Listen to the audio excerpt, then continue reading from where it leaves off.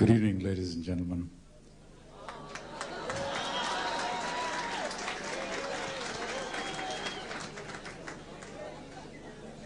Assalamu alaikum and namaskar.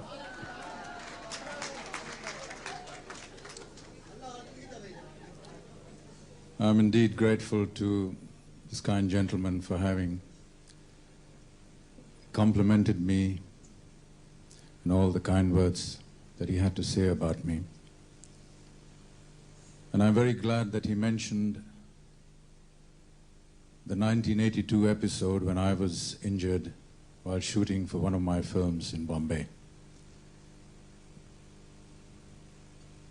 I know that while I was critical, a lot of prayers went up, not only from people that belong to India, but from people who came from Pakistan. And I'd like to take this opportunity to thank all of them today.